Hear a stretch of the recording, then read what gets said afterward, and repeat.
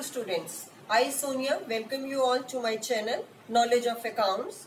Today I am going to take the class 11 syllabus.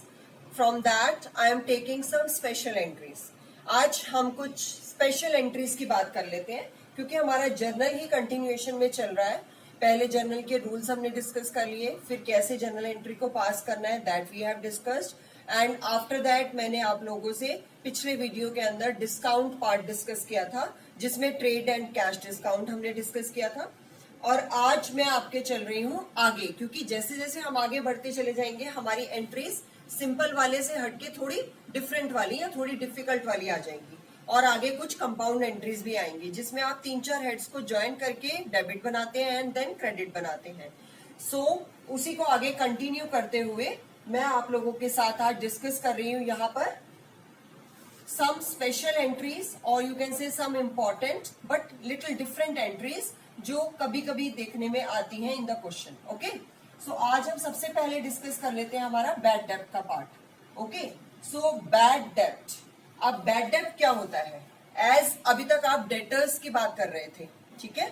So debtors जब हम बोलते हैं, डेटर्स क्या होते हैं? डेटर्स वो पर्सन होते हैं जो कि हमें पेमेंट लेटर किसी डेट के ऊपर करते हैं. लाइक हमने उनको क्रेडिट सेल कर दिया and they will make the payment after some time. Okay, so वो डेटर्स है. अब हो सकता है कभी कभार बिजनेस में ऐसा होता है कि कोई एक डेटर उनमें से, लाइक मैंने 5 लोगों से पैसे रिसीव करने हैं या मनी रिसीव करनी है if I am running a business. अब उन 5 में से एक ने कहा कि I am unable to pay the money, मतलब he is unable to make the payment to me. So अब मैं क्या करूंगी? मेरे लिए वो लॉस हो गया. लाइक एक पर्सन जिसने कि मुझे 10,000 या 15,000 रुपए देने थे, he has denied to pay और unable to pay due to any reason, उसको लॉस हो गया या उसकी कोई प्रॉब्लम आ गई, so he has not made the payment. So अब मुझे अकाउंट क्लोज करते समय मैं उसको कहाँ ट्रांसफर करूंगी उस लॉस को? I will transfer that loss to the bad debts account. Bad मतलब जो डेब्ट्स आपके बैड हो गए या आप कह सकते हैं जो पैसा डूब गया, जिसको हम बोलते हैं डेटर्स जो बिल्कुल पेमेंट नहीं कर रहे हैं, उनको हम किस कैटेगरी में रखते हैं? बैड डेब्ट्स के अंदर. सो हमारा बैड डेब्ट वाला पार्ट हम यहाँ डिस्कस कर रहे हैं. सो जब भी बैड डेब्ट्स होंगे, यानी जब हम ईयर के एंड में हम डिसाइड करते हैं कि they are the bad debts और एक पर्सन ने हमें इन्फॉर्म कर दिया he will not make the payment, तो हम उसको कहाँ ट्रांसफर कर देते हैं? बैड डेब्ट्स को डेबिट करते हैं और डेटर्स अकाउंट को क्रेडिट कर देते हैं. यानी डेटर्स का अकाउंट हमने क्रेडिट में रखा क्लोज करने के लिए और बैड डेब्ट क्योंकि लॉस है तो उसको हमने डेबिट कर दिया. अब हमने डेटर का जो पैसा था, यानी जो डेटर लाइक एक्स ने नहीं पेमेंट करी, तो एक्स का अकाउंट हम क्रेडिट करेंगे और डेबिट में क्या आ जाएगा? Bad debts. यानी एक्स का पैसा हमने बैड डेब्ट में ट्रांसफर कर दिया, लॉस आ गया. अब अगर वो एक्स ये बोलता है कि मैंने आपको 10,000 देने थे, उसमें से मैं 3,000 दे देता हूँ, 7,000 नहीं पेमेंट करता. ओके, यानी part payment he has done and part उसने नहीं करी. पार्ट का मतलब हाफ कह सकते हैं या 1/4 कह सकते हैं, कुछ पार्ट उसने पे कर दिया और कुछ पार्ट उसने नहीं करा. तब हमारी एंट्री क्या बन जाएगी? इसी कंडीशन के अंदर बैड डेब्ट account debited, cash account debited to debtors account. यानी कैश जितना उसने पे कर दिया वो कैश में चला गया और जो उसने नहीं पे किया वो बैड डेब्ट में चला गया और पूरा अकाउंट उसका क्रेडिट हो गया. दैट मीन्स उसका अकाउंट हमने अपनी बुक से क्लोज कर दिया कि he has done this much payment and बाकी की पेमेंट वो नहीं कर रहा. ओके, अब आते हैं हम नेक्स्ट पार्ट के ऊपर. नेक्स्ट पार्ट हमारा क्या है? व्हेन बैड डेब्ट रिकवर्ड लेटर. यानी हमने उसको बैड डेब्ट में डाल दिया. अब 6 महीने बाद उसको लगा कि he has received some money और उसकी प्रॉब्लम सॉर्ट आउट हो गई है, तो he wants to make the payment to us. So अगर वो 6 महीने बाद हमें पेमेंट करता है तो हम क्या एंट्री डालेंगे? क्योंकि हम उसका अकाउंट तो पहले ही बैड डेब्ट में डाल चुके हैं. ओके, सो अब हम एक्स दोबारा नहीं लिख सकते, तो हम क्या करेंगे? हम क्या लिखेंगे? हमारी एंट्री क्या हो जाएगी? व्हेन बैड डेब्ट will recover at a later date. तो हमारी एंट्री आएगी कैश और bank account debited to bad debts recovered account. अभी हमारे लिए एक्स्ट्रा इनकम आ गई क्योंकि हम तो लॉस मान चुके थे उसको, but later on he has made the payment to us. So in that condition हमारी जो हेड आएगा क्रेडिट में एज इनकम, वो क्या आएगा? बैड डेब्ट रिकवर्ड. और कैश रिसीव हो रहा है तो वो डेबिट ही होगा. ये मैं आपको कई बार बता चुकी हूँ. जब जब बिजनेस में कैश आता है तो हम कैश को डेबिट करते हैं और जब जब हम कैश पेमेंट करते हैं तो कैश को क्रेडिट करते हैं. ठीक है, सो ये एंट्री भी क्लियर हो गई. अब हम आ जाते हैं हमारी third entry. It is also a special entry. अभी तक आपने करा चैरिटी का, मतलब आपको पता होगा चैरिटी मींस कुछ भी डोनेशन करना।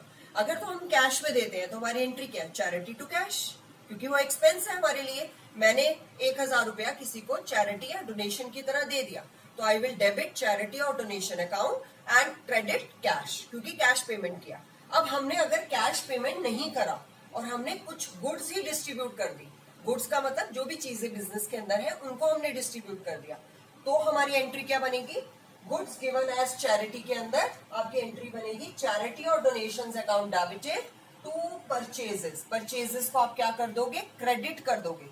वाई, बिकॉज परचेजेस यानी हमारी गुड्स जो है वो बिजनेस से कम हो रही हैं, रिड्यूस हो रही हैं, that's why we credit the purchases.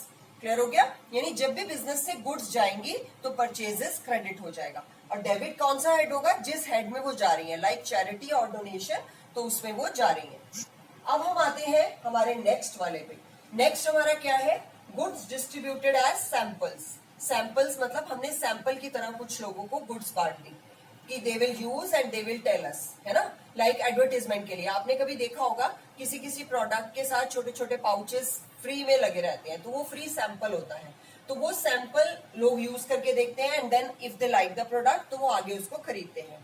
तो ये सैंपलिंग किस लिए की जाती है, सैंपल जो दिए जाते हैं किस लिए, for advertisement of the product. Advertisement अपनी पब्लिकेशन पब्लिसिटी के लिए ये किया जाता है। सो उसको हम किस कैटेगरी में रखेंगे, if goods distributed as free samples, तो हम उसको कहाँ डालेंगे, एडवर्टीजमेंट एक्सपेंसेस, और आप इसको प्रमोशन एक्सपेंसेस भी बोल सकते हैं।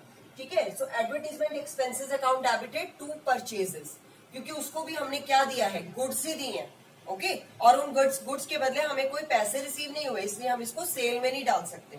अगर हमें पैसे रिसीव हो गए तो वो सेल हो गया, लेकिन अगर हमने मनी रिसीव नहीं करी उनके बदले में, तो then they will go to the purchases, purchases will be credited. So आपकी एंट्री क्या बनी, advertisement expenses account debited to purchases account. Then comes the purchase और sale of fixed asset. You know the meaning of fixed asset, यानी कोई भी machinery asset आप purchase कर रहे हैं, मशीनरी है, बिल्डिंग है, लैंड है, या आप फर्नीचर कह सकते हैं, कंप्यूटर कह सकते हैं, टाइपराइटर कह सकते हैं, so many assets are there. अब एक कोई भी एसेट आप खरीदते या बेचते हैं तो क्या एंट्री होती है, तो खरीदने में तो आपकी एंट्री क्या है, एसेट अकाउंट, ये हमने जर्नल में भी डिस्कस किया था। Asset account debited to cash और बैंक और वेंडर अकाउंट। हम यहाँ क्रेडिटर वर्ड नहीं लेते हैं, ओके, हम यहाँ पे क्या लेंगे, we will write vendor account, क्योंकि उसका अकाउंट अलग होता है और जो गुड्स के क्रेडिटर होते हैं वो डिफरेंट होते हैं। So asset account debited to cash, अगर हमने कैश पेमेंट कर दी, बैंक अगर हमने चेक से पेमेंट करी, और वेंडर अगर हमने क्रेडिट में एसेट को परचेज किया। Getting it. अब आते हैं हम हमारी सेल के टाइम पे। अब परचेज से सेल में एंट्री क्या होगी, उल्टी होगी, completely opposite entry. So it will be cash और bank account debited to asset account. Asset को हम क्या कर देंगे, क्रेडिट कर देंगे। Why, because the entry is reversed as the asset is sold out और the balance of asset is decreasing in the business. Business में एसेट का बैलेंस जो है वो डिक्रीज हो रहा है, और जब भी एसेट डिक्रीज होती है उसको क्रेडिट किया जाता है, और जब भी इंक्रीज होती है उसको डेबिट किया जाता है। तो यहाँ इंक्रीज हो रही है तो हमने डेबिट कर दिया, यहाँ डिक्रीज हो रही है तो हमने क्रेडिट कर दिया। ओके, सो ये कुछ जर्नल एंट्रीज थी जो हमने आज डिस्कस करी, और अभी कई और एंट्रीज हैं जो कि special entries I can say, that we will discuss in my next video. Till then hope